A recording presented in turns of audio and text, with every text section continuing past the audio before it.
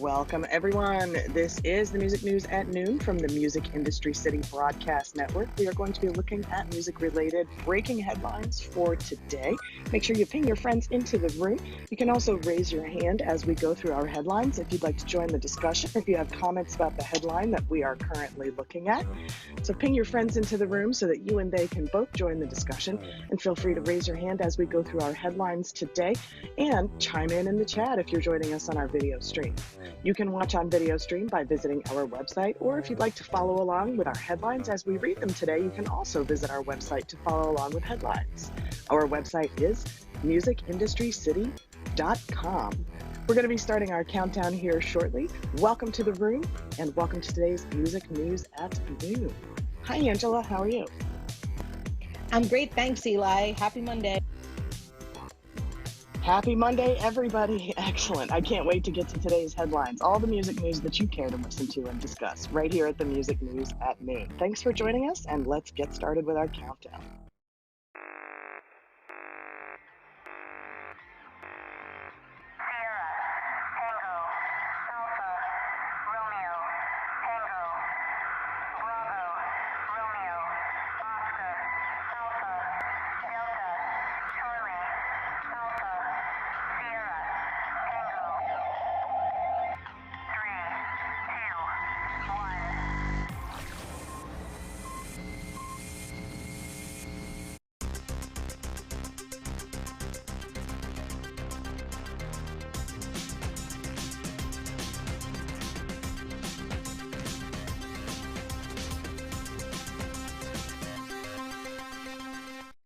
It's Monday, the 28th of June, and this is the Music News Power Hour on the Music Industry City Broadcast Network. I'm Peter Schwing, and please join me in welcoming my co-host Eli Window and UK correspondent Angela Randall.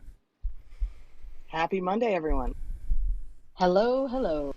All right, in today's news, Reservoir makes another acquisition. Courtney Love accuses Olivia Rodrigo of stealing her idea. UK publishes the event's research findings. Jay-Z's NFT for Reasonable Doubt. Kanye sues Walmart. And as always, our daily Spotify update. Those stories right up. But first, let's take a look at this day in music history with Eli Window. All right, let's get started. On this day in music history, 2007, we lost Benno Goldwig from Holland and Spaniard Alfredo Piscina Matias, who were killed and two other men who were injured during an incident dismantling the stage after a Rolling Stones concert in Madrid. 3 of the workers fell from 10 meters from a metal structure and landed on a 4th. The Stones were currently on the European leg of their tour, a Bigger Bang World Tour, in memory for those losses. Also on this date, 2016, Scotty Moore, Elvis Presley's longtime guitarist, died at his home in Nashville, aged 84, in memory. Moving on, birthdays today. Born June 28, 1943, Bobby Harrison, drummer with Procol Harum. And on June 28, 1945, born David Knights, bassist with Procol Harum. Isn't this the second time this month that 2 of the band members in the same band have had the same birthday? We joke a lot about it. Maybe that's how they formed the band. When's your birthday? No way! Born this date, 1971, Ray Slingard, vocals for 2 Unlimited. Also born this date, 1977, American musician and songwriter Mark Stormer, bassist from The Killers. And born this date, 1986, American country music artist and television personality Kelly Pickler. Happy birthday.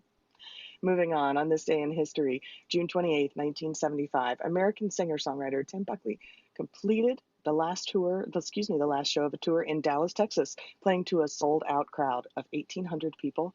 This was Buckley's last ever show. On this date, 1975. On June 28, 2012, Lamb of God frontman Randy Blythe was arrested before the band's scheduled show at Prague's Hard Rock Cage and was charged with manslaughter. The incident from which Blythe was charged reportedly took place in 2010 at the band's show at Club Abaton in Prague. According to reports, a fan jumped up on stage where a tussle ensued in which the fan was injured. The fan later died, reportedly as a result of those injuries, hence the charges later. And on this date, June 28, 2019, Ozzy and Sharon Osbourne ordered Donald Trump not to use the star's music for his political campaign. The US president, who was running for re-election in 2020, used Ozzy's 1980 hit Crazy Train in a video mocking his Democratic rivals. Sharon Osbourne suggested Mr. Trump could ask some of his prominent supporters, such as Kanye West, Kid Rock, and Ted Nugent, to possibly supply him with music for his campaign instead. And that's it for this day in music history. Back over to you, Peter.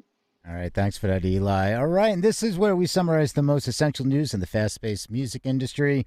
I'd also like to thank everyone who is tuning into the show on our video live stream. How you doing, everybody? How's it going? To set the stage for the roundtable conversation, we begin by reading key pieces of media. If you'd like to provide commentary on one of today's topics, raise your hand during the reading. To stay up to date on this and other programming, you can register for free at musicindustrycity.com to obtain access to exclusive content. And remember to follow all our co-hosts and commentators as they take the stage. Now let's get to it.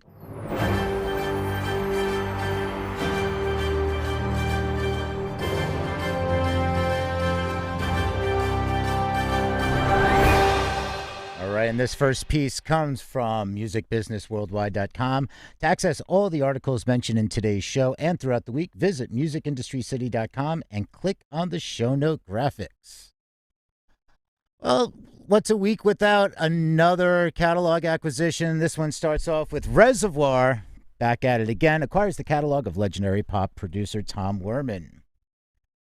The deal includes 100% of Werman's producer rights for all of his works, including the #1 Billboard Hot 100 hit Every Rose Has Its Thorn by Poison. Today's news follows Reservoir's recent acquisition of U.S. record label and music publishing company Tommy Boy Music in a deal valued at approximately $100 million. Werman began his career as an A&R executive for Epic Records, signing rock artists like REO Speedwagon, Cheap Trick, Ted Nugent, Molly Hatchet, and Boston before shifting focus to record producing.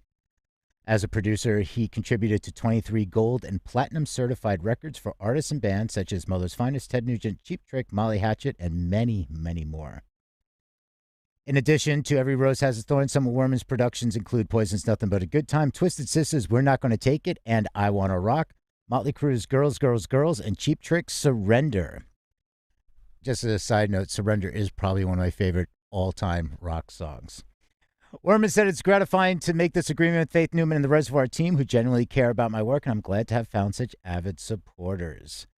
Reservoir confirmed in April that it is planning to list on the NASDAQ via merger with a special purpose acquisition company, SPAC, Roth-CH Acquisition Company, II, giving the combined company an enterprise value of $788 million. The result of that deal, expected to close in the third quarter of 2021, is that Reservoir, via the new combined company Reservoir Media Inc., will go public on the NASDAQ under the ticker RSVR. Let's go over to Billboard. Courtney Love accuses Olivia Rodrigo of copying whole album cover concept for sour prom photos. Courtney Love has called out Olivia Rodrigo for allegedly, quote, stealing an original idea from her. The former Hole singer brought to light the similarities between the cover art of the band's 1994 album Live Through This and Rodrigo's new promotional photos for her upcoming Sour Prom concert film on social media. The images show what appears to be an emotional prom queen who's wearing a tiara, holding a bouquet of flowers, and has mascara running down her face. This one on Twitter. Courtney goes, spot the difference. Rodrigo replies, love you and love through this so much, said in context. Courtney writes back, Olivia, you're welcome. My favorite florist is in Notting Hill, London. DM me for deets. I look forward to reading your note. And Love goes on. Basically, Love says, quote, stealing an original idea and not asking permission is rude. There's no way to be elegant about it. I'm not angry. It happens all the time to me. But this was bad form. This is not bullying or bomb throwing. The person's music has nothing to do with my life, possibly never will. It's on Geffen. I've informed her I await her flowers and note. I sure hope it's long. Does Disney teach kids reading and writing? God knows. Let's see. Yes, this is rude, rage-inducing. Honey, if I had $1 for everyone this happens, said in context, I'd be rich. All right, Courtney. Let's talk some real lawsuits. Kanye West sues Walmart over sale of knockoff Yeezy-esque shoes. He has sued the American supergiant Walmart over the sale of shoes, which the rapper claims are straight up ripoffs of the somewhat distinctive Yeezy foam rubbers that he launched last year via his partnership with Adidas. Quote, consumers are purchasing the imitation Yeezy foam runner footwear from Walmart on the mistaken belief that the shoes are associated with West and the Yeezy brand. That's what the lawsuit filed in LA courts last week stated. By selling the knockoff shoes, it then claimed the retailer had violated California's unfair competition law. However, Walmart has since distanced itself from the ripoff footwear, which it says was being sold on its online marketplace by a third party seller, not the supermarket firm itself. Spokesperson says, quote, the product referenced in the complaint is not sold by Walmart, but rather by a third party marketplace seller. We take allegations like this seriously and are reviewing the claim. We will respond in court as appropriate after we have served with the complaint. That explanation from Walmart would add another layer of debate if this case proceeds to court. Aside from deciding whether or not the knockoff shoes violate California law, the court would also need to consider whether Walmart itself should be liable for allowing the knockoffs to be sold on its website. Online marketplaces have been able to circumvent such liability in the past, though whether that should be possible remains a big talking point. It's the second legal bust-up between West and Walmart this year. A couple of months back, the supermarket reportedly objected to the rapper's attempts to trademark a new Yeezy logo, which it claimed was too close to its logo. Let's move over to Variety. Isaac Hayes III talks Fanbase, his social media startup where all users can monetize their content. This article starts off with a little background, a little history, and yes, he really does sound a lot like his father.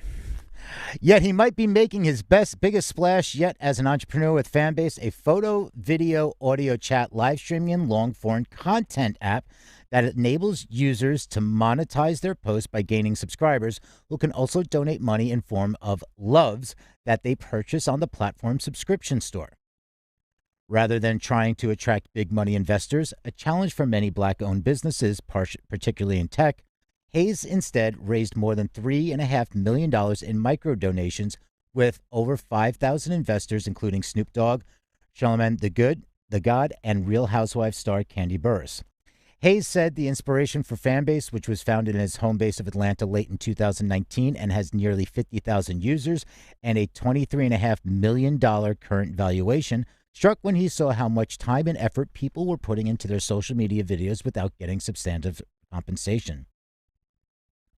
He goes on to say, quote, my original goal was to provide monetization for every single user on social media. People are spending so much money and time and creativity on these platforms, which are making billions of dollars from that content without passing that money on to the users of the platform.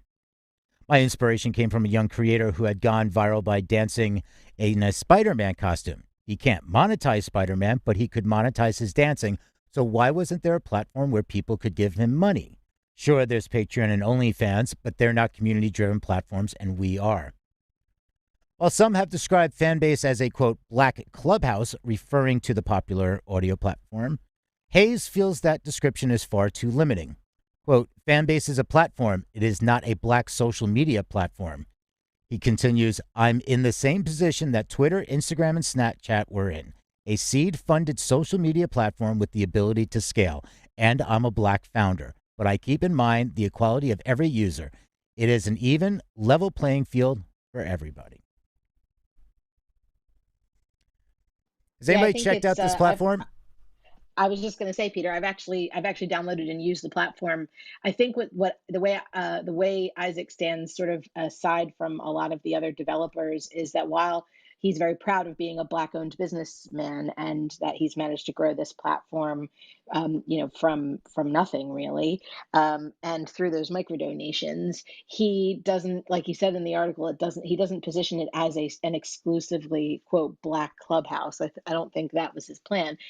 It's just that it's far more equal, and some criticisms have been drawn by the attention that other audio apps have potentially given preferential treatment to certain high high profile and wealthy business owners who may or may not happen to be one race or another. And I think I heard him speak the other day in a room, and his point of view is that he's stressing equality across the board where, potentially other apps aren't. I was I think you and I were in the same room last week, and there is a lot of negativity being thrown at him, and the way he conducted himself, it was so admirable. And from what he was describing as the app and the way he was handling, I mean, people are just being downright disrespectful to him. And the way he handled himself just spoke volumes. And I went and downloaded the app because of the way he handled himself. And it's really, it looks like it looks interesting. I am going to follow up more on this app and take a look. I mean, it's, there's a lot of good characteristics of it. And it's not a Clubhouse. It's Clubhouse is an audio only platform. This is multiple types of content. Yeah, and I think the other vertical he's trying to position himself on is to sort of be transparent, where he likes feedback. He wants to hear from his users. Part of the reason he was in that room with us was to be one of the few app developers who's at the top of the heap, who doesn't mind answering questions from users and responding to feedback and providing some insight. Really, it may have been the first time I heard anyone being that candid about their process. It was great to hear. So I wish him luck, and I'm going to be checking out more, and we'll keep following this. That being said, let's go check in with Eli. All right, let's check in with me. We are the Music News Power Hour. We are here at noon Eastern every day, weekdays, Monday through Friday. So make sure that you do join us at noon Eastern. We have all the headlines that you'd like to listen to and comment on. If you'd like to follow along as we're reading headlines, make sure that you visit our website, where you can also find access to our video feed. Hello to everyone who is watching us behind the scenes right now, live on the stream. Thanks for joining us. Make sure you use the plus sign at the bottom of the room to bring your friends into into the discussion, or you can raise your hand to join the discussion at any time if you have questions or comments for us about the articles that we are reading. Make sure you tap the greenhouse icon at the top of the room to join the club. Register for free at our website, musicindustrycity.com, and be sure to follow your moderators in today's discussion. These are the speakers on stage with the green moderator icon. Now let's take a look at our next headline. No substantial outbreaks. UK government publishes events research, program findings. And with more on this headline, over to our UK correspondent, Angela Randall. Thanks for that, Eli. This one comes to us from Polestar.com. The UK government has published the initial findings of its events research program, showing that out of 58,000 participants at venues across the country, 28 cases of COVID-19 were recorded. Quote, of these 28 cases, the report has found 11 cases were identified as potentially infectious at an event, and a further 17 were identified as potentially infected at or around the time of an event. A report summary states. The ERP report further details, quote, indoor events, including Circus Nightclub, which hosted nearly 7,000 people over 2 nights, saw 10 cases recorded. The World Snooker Championship saw 6 cases recorded from over 10,000 attendees over 17 days. The Brit Awards, which saw 3,500 people attend the event at London's O2 Arena, recorded no cases. All 3 pilot events held at Wembley Stadium, which saw a total of almost 30,000 people attend the FA Cup semi-final, Carabao Cup final, and FA Cup final combined, saw 8 cases recorded. The ERP's outdoor festival pilot at Sefton Park, in which over 6,000 people attended, saw 2 cases, with the Reunion 5K run at Kempton Park also recording just 2 cases from nearly 2,000 attendees.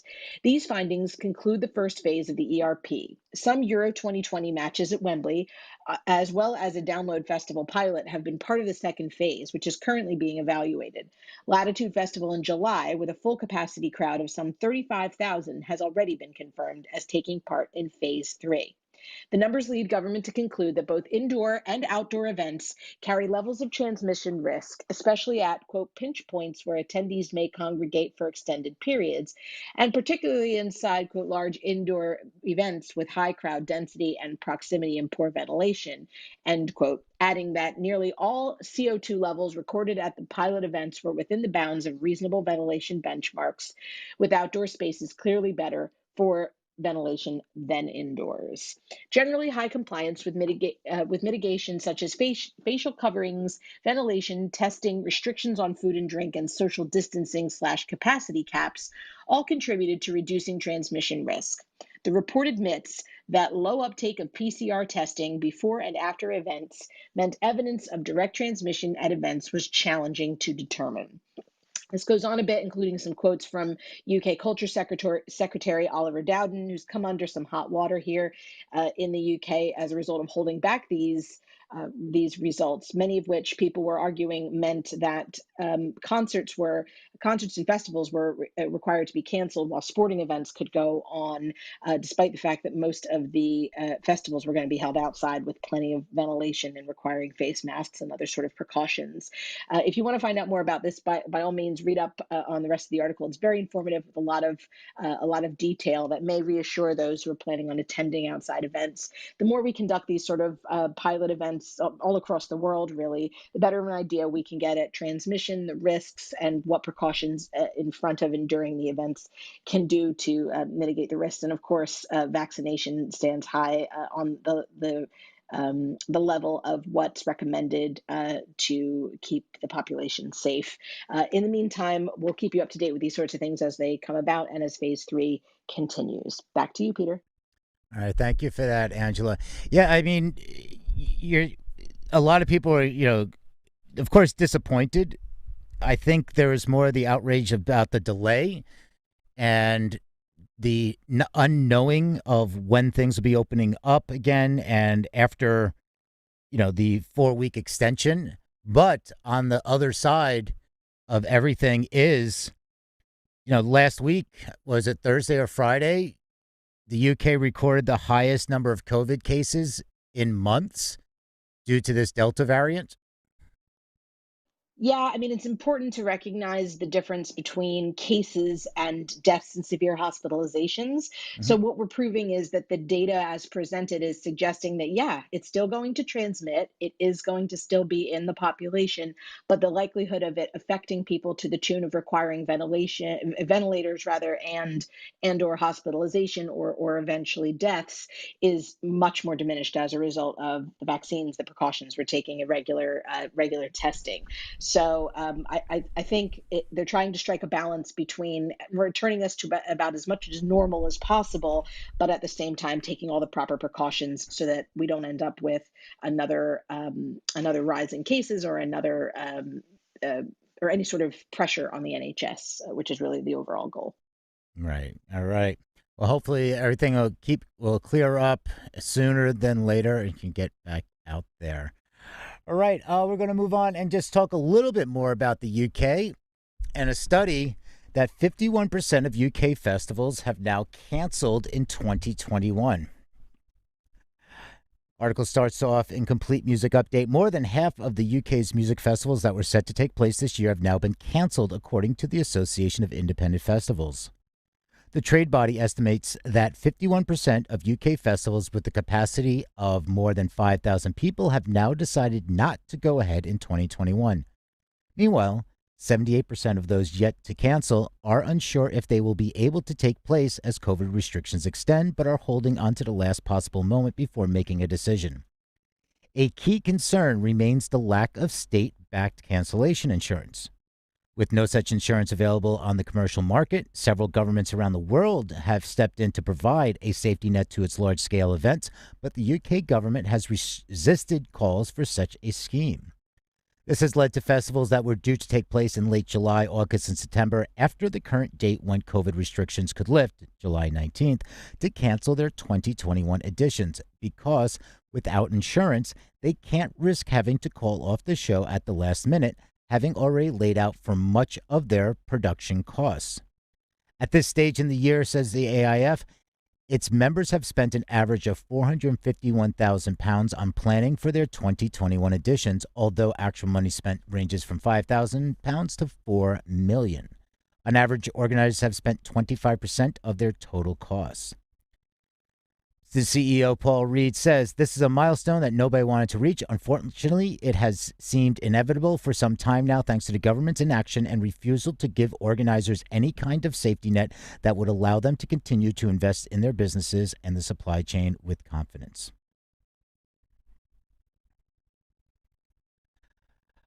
Moving This is over. just such a tragic shame. Yeah, I mean, well, Angela, does that 300 million pounds that was supposed to go out that they were talking about going out last week to promoters, venues, does that help with any of this?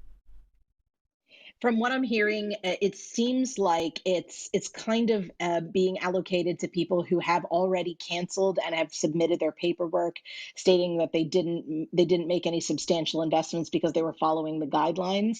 So it looks like those who are, according to this article, that are sort of holdouts that are hoping that they can put their deposits down and potentially suffer at least a 25% risk in the event that they have to cancel. It seems to me, and this is just what I've come across from my own experience and the people that I know, that a lot of the people who are reaping the benefits of that are people who have already laid out that their schedule has been canceled for the year and what their total losses would be for given that schedule, and that the government can very sort of cleanly allocate those funds. But obviously, if you have a plan on the books, if you have a holds out, if you have deposits made, you can't in good faith claim that you can't have your event, because in the event that it can go ahead, you do need to proceed, and you can't double dip.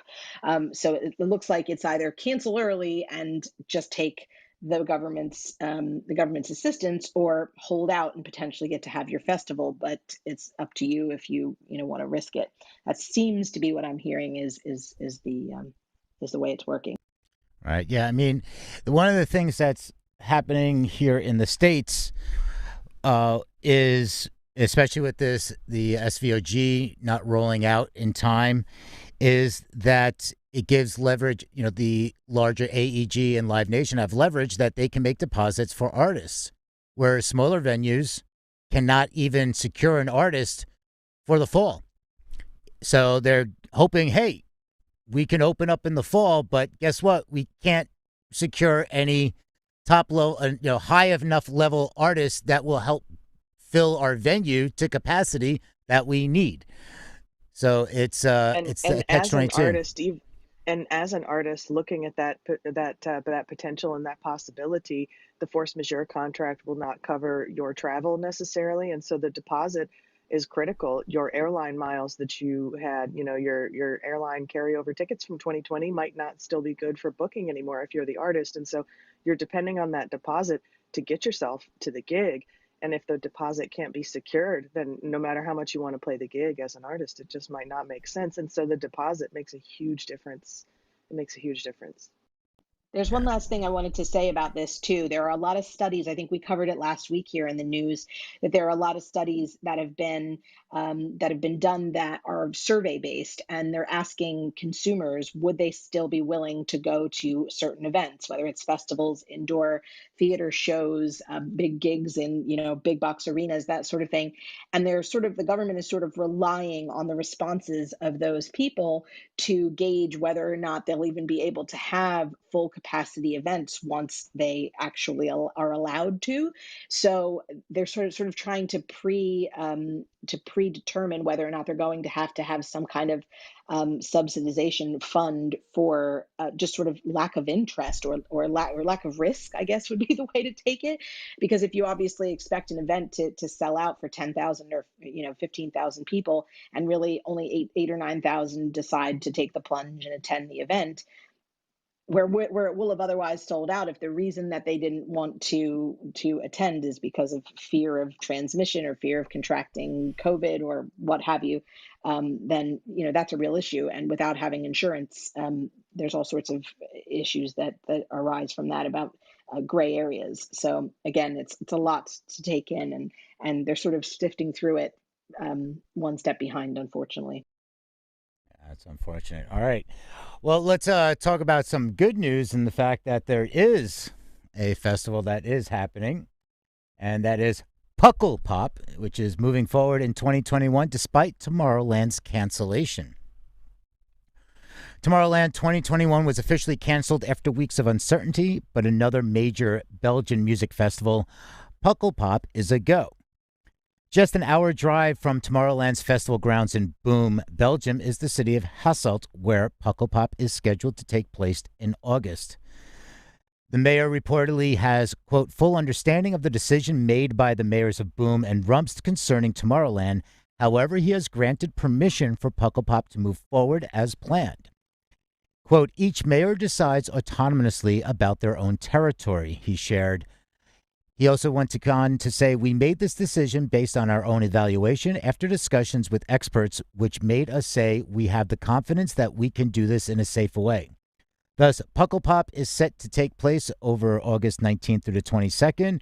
The event will welcome up to 75,000 festival goers who must provide proof of vaccination or a negative PCR test. And with 52 days remaining, the Pukkelpop lineup has yet to be announced, but you can find more information and tickets. And this is from your EDM. And again, you can find out all the articles and follow along at musicindustrycity.com and click on the show notes graphic to see all the headlines that we have. Plus, everything about our daily news brief, our daily brief, which we do on our podcast every morning at 8 a.m. If you can just go to your favorite podcast player, Music Industry City, and we do a daily brief which covers new releases, tours, musical chairs, other news, and some tech news. And we do it in about 2 to 4 minutes. So it's nice and easily digestible. Good way to start off your morning with some highlights of the day and what to look forward to. Plus, we also have our playlists, our May, June, and we're going to have our July playlist starting soon. So it's all in the show notes at musicindustrycity.com. Or you can get our emails at musicindustrycity.com and register. Guess what? Register for free. You can do that there. And I'm going to move on from Pukkelpop, even though I really like saying Pukkelpop. This is one from Digital Music News. Jay-Z initiates his own Reasonable Doubt NFT after judge blocks Damon Dash's version. Earlier this week, a federal judge blocked Rockefeller Records co-founder Damon Dash from selling a piece of the rights to Jay-Z's debut album, Reasonable Doubt, as a non-fungible token. Now, Jay-Z himself has moved to auction off an NFT in celebration of the album's 25th anniversary. The controversy surrounding Reasonable Doubt, which released a quarter of a century ago today, initiated about 4 days ago when Damon Dash, who co-founded Rockefeller with Jay-Z as mentioned, as well as Kareem Burke, was named in a lawsuit. Rockefeller levied the firmly worded complaint, which centers on a planned NFT auction for Dash's interest in Reasonable Doubt. Though the platform at hand canceled the auction after receiving a firmly worded legal notice, including the threat of a lawsuit from Rockefeller, the latter specified that Dash was preparing to launch the auction via a different service. Dash, the plaintiffs proceeded in the complaint, owns 33% of the overarching Rockefeller as opposed to Reasonable Doubt itself, and as a result cannot part with the IP for the 25-year-old album. Dash fired back against the lawsuit and publicly criticized Jay-Z, relaying on the former front that he intended to cash out of his entire 33% interest in Rockefeller, not just Reasonable Doubt. Even so, as initially noted, a federal judge ordered him to shelve the sale. But Jay-Z has moved to capitalize upon Reasonable Doubt's anniversary with Heir to the Throne, a distinctive and original artwork created by renowned artist Derek Adams. The one-of-one animated NFT, which, unlike Dash's offering, doesn't include the rights to Reasonable Doubt and or Rockefeller, is available on Sotheby's presently, and the work, quote, reinterprets and recontextualizes the album cover to create a new contemporary take on the portrait that defined an era. Heir to the Throne marks the first ever NFT for Jay-Z and Brooklyn-based Adams, though Jay-Z backed NFT platform Bitsky last month and has long displayed an interest in cryptocurrency. In this regard, Sotheby's will accept both crypto and cash from the winner of Heir to the Throne auction, which kicked off this morning and will conclude next Friday, July 2nd. Bidding began at $1,000, and at the time of this publishing, after 26 bids, the NFT auction was hovering at $9,000. And a portion of these proceeds from the auction will benefit the Sean Carter Foundation, and the listing also discloses. So this makes it more interesting. I wonder if this was one of those, hey, we should do this last minute to, get back at Damon Dash. And hey, they were already getting publicity about it. So this probably just worked out really well.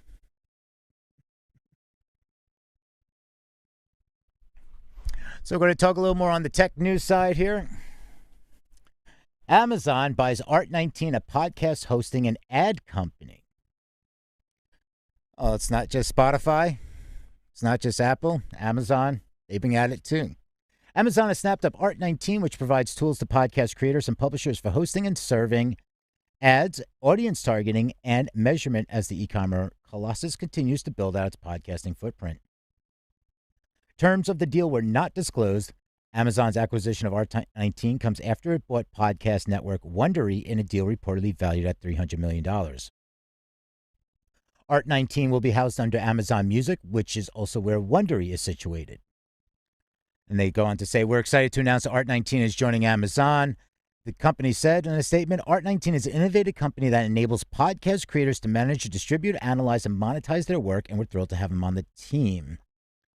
In the past year, Amazon has upped its strategy to cash in on the podcast boom and keep pace with Spotify's podcasting push. In September, Amazon Music launched several million episodes for free podcasts, and the division also has a slate of original podcasts being produced exclusively for Amazon Music, including shows from DJ Khaled, Becky G, Will Smith, and Dan Patrick. Launched in 2015, Art19 had raised $7.5 million from investors, and Art19 offers two kinds of podcast reads: listener-targeted ads across a pool of more than 1,000 shows, and host-read ads across a carefully curated collection of shows. That collection includes the Art19 comedy network Misfit Toys, as well as shows spanning true crime, news, society, and culture. Deals can include traditional podcast ad buys, creative sponsorships, and even full series takeovers, according to the company.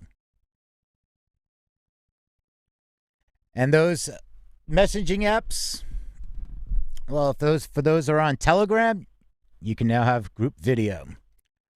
But only the first 30 participants can connect to video. So the day that Telegram gets into group video calling has finally arrived. In case you forgot, that's okay. It's been more than a year since the company announced it was working on the feature.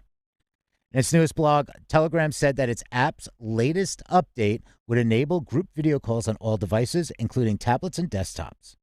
Telegram explained that while audio-only participants in group calls are unlimited, currently only the first 30 people to join a group call can choose to turn on video. Nonetheless, the company announced that this limit is expected to, quote, increase soon as voice chats take on streaming games, live events, and more. The company also unveiled a slew of other new features for its group video calls. You can pin a video, for instance, if you want it to stay focused as more users join the call with video. Users can also share their camera feed and their screen at the same time. Interestingly, Telegram announced new noise suppression options with a particular emphasis on food. They said, we've improved noise suppression in voice chats to keep everyone's audio clear and crisp, even when you're eating something crispy. We've also added a toggle to turn noise suppression off in settings for those times when munching has meaning.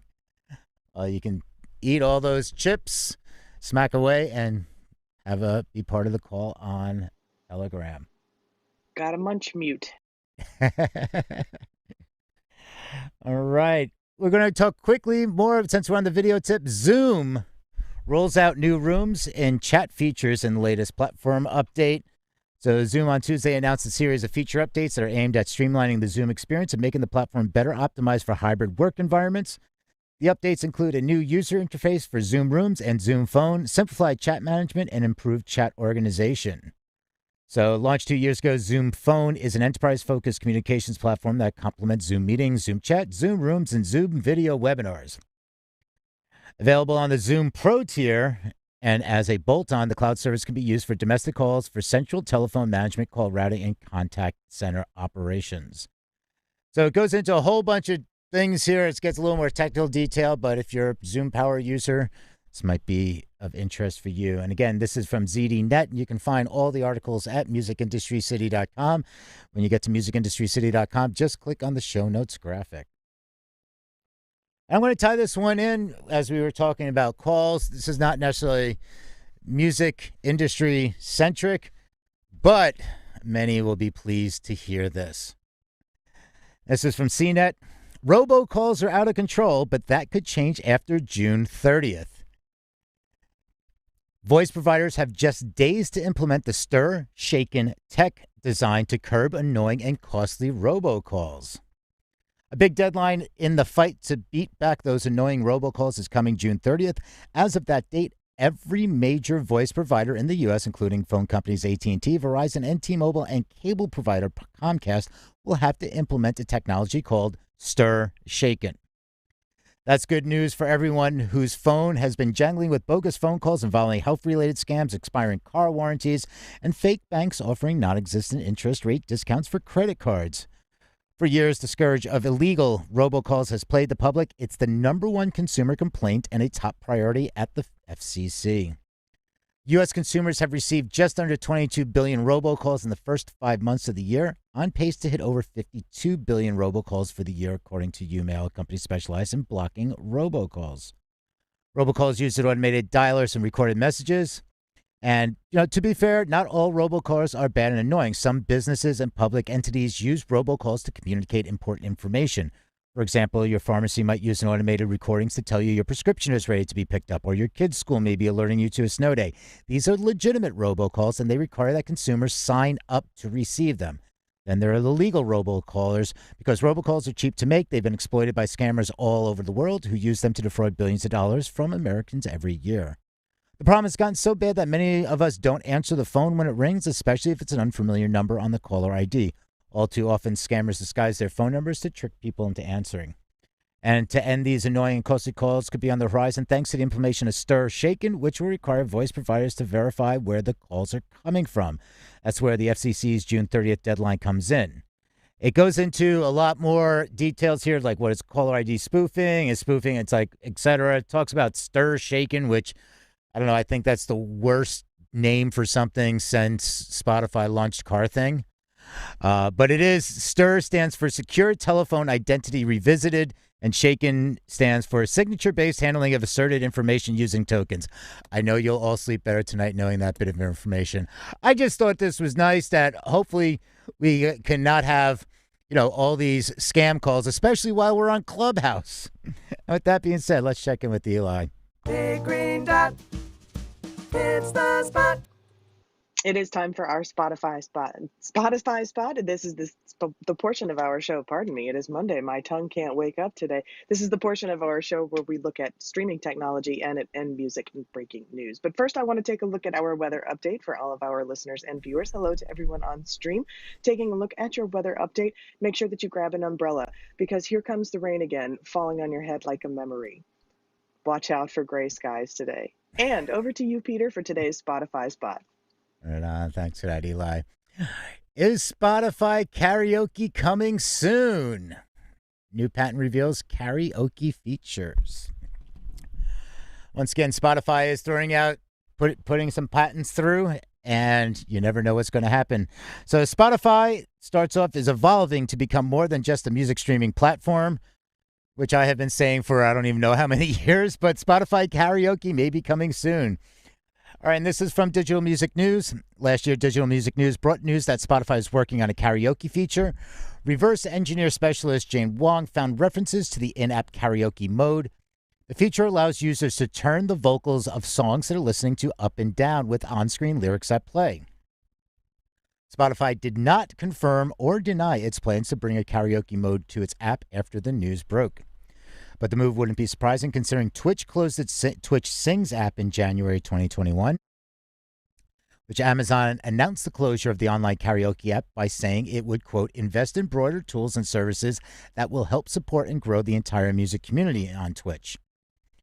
Side note, does that include licensing so people don't get DMCA takedowns? Sorry about that. I just had to throw my 2 cents in there on that one. Tencent Music Entertainment also has its WeSing app, which is hugely popular in Asia. Last year, Tencent claimed its WeSing users generated over 10 million karaoke recordings per day and accounts for 77% of the online karaoke users in China. Spotify may be hoping to create an online karaoke platform to draw its Twitch Sings users in. Fans of music streaming services have been asking for a karaoke mode for years. A request feature from 2019 reveals Pandora fans want something similar. So basically, the patent relates to a quote karaoke query processing system by which audio can be matched from a smaller clip. An electronic device receives an audio clip and performs a matching process on the audio clip. The matching process includes comparing at least a portion of the audio clip to the plurality of the reference audio tracks and identifying, based on the comparing, the first portion of a particular reference track that corresponds to the audio sample. That's the patent description. Did everybody understand what that means? I just want to do karaoke on Spotify with my friends. What say you, Eli, Angela? Without getting a takedown notice, if possible. Just a thought. I don't know how well this is going to go if it's just audio because although I'm not a TikTok user myself, a lot of the people that I know that do use TikTok regularly use the feature that allows you to sort of sing along with other people, and there's video and all sorts of things. So hopefully they've got some USP that when they roll it out will be much more worth everyone's time. But at the moment, it seems like that need is being met, albeit by video as opposed to just audio over at TikTok. But watch this space, I suppose. Yeah, I mean, I have to go back to Twitch. Twitch sings the karaoke on Twitch. So when it shut down in January, okay, when they started getting their DMCA takedown notices last year in the fall, Twitch sings karaoke. People on Twitch that were using Twitch sings to do karaoke were getting DMCA notices on the platform that was, they were saying, and Twitch was blaming the people for using, copywritten music, but yet this is their platform. They are offering Twitch sings to its users, and they were getting DMCA notices. Sorry. That's like a mother. It's like a mother giving her children Sharpies to draw with and then being angry that they drew everywhere with Sharpies. Stop, you're giving me nightmares. Also, I would, if I were one of those users, I'd consider it a compliment that my karaoke version of a song was passable enough to get a takedown notice, because it was believable that it was the recorded version that was being broadcast after all, which usually is what flags up in the long term. So well done to anyone who got flagged. You've done a really good karaoke version of that song. It was the derivative work passed the test. So, all right. With that being said, that's it for the reads. If anybody has some comments, wants to jump on the stage, feel free to request to come on up. We just have a couple more minutes before we roll out. And again, how's everybody doing in the video stream, and also that green room? What's the good word over there? And once again, the daily brief on our podcast every Monday through Friday. It's around 8 a.m. It rolls out, so set those alerts and set that subscribe button on your preferred podcast player. And you can find all those links in our show notes at musicindustrycity.com, or you can just go to musicindustrycity.com. You can register for free, and you get all the information, and it unloads. Actually, for those who register, you notice after you go to when you go to the homepage, once you log in, it's like, oh, it's a completely different homepage. This looks nicer. And there's a lot more information, and we are going to be adding quite a bit more. We're also doing quick tips. We're doing some short form videos. You're going to see a lot more on our Instagram. And if you want to follow our Instagram account, you can just smash my face right here, my avatar face, scroll down, and there's the Music Industry City Instagram. I mean, if you go on the socials, just type in Music Industry City, you'll find us. That being said, Jamie, welcome to the stage. How you doing? What was there something you want to comment on? Yeah, the last article. I get a kick out of that you're getting affirmed that you don't suck. How nice of them. Or you're getting affirmed that you do suck and please go away. I truly, truly, absolutely love that one. Well, it's almost like, congratulations, you don't suck, now go away. It's kind of like a combination of everything. Right on. All right. I have some breaking music news if anyone's interested. I'm very interested in this specific one. I just got a tweet that says Halsey's new album was recorded in secret with Nine Inch Nails, Trent Reznor, and Atticus Ross. which will begin making the rounds on social media with some of its teasers. A pretty interesting collaboration, if you ask me. So hopefully we'll have more to report in the daily brief tomorrow or in the coming days. Yeah, I'll add that to the daily brief. And we all know that Angela has Google alerts set for 9-inch nails. Anything Trent Reznor, 9-inch nails, her phone's blowing up. Or Rolling Guilty. Stones, right? So Not guilty. move on. So, all right, we're going to wrap up. Eli, I know you like to close things out here, so why don't you take it away? I do, yeah. I want to invite everybody to come back and join us tomorrow and each and every weekday at noon Eastern. We are here with the music news that you care to listen to and discuss from Music Industry City Broadcast Network. And you can join the discussion anytime. You can ping your friends into the room, chime in the chat, watch us on stream, follow along with articles and more by visiting our website. That is musicindustrycity.com. Make sure that you visit where you can register for free, and make sure that you join us here for the music news that you care to hear about and discuss each and every weekday at noon. On behalf of our UK correspondent, Angela Randall, and my co-host, Peter Schwing, my name is Eli Window, and I hope that I see you right back here tomorrow. Let's hear some more music news. This is all the news that we care to discuss. Have a great day today from Music Industry City and all of us here at the Music News Power Hour, and we will see you again tomorrow at noon Eastern. Right on. And for those in Green Room, we're going to just pop over for the after party over to the Green Room, Music Newsroom, just for a quick little wrap-up chat if you want to join us there. If not, you can join us any other time. I hope to see you again tomorrow. And thank you for joining us every day, and hope to see you more soon. And if you have if there are some news tips, you can always hit us up and let us know if there's some breaking news, just like Angela had.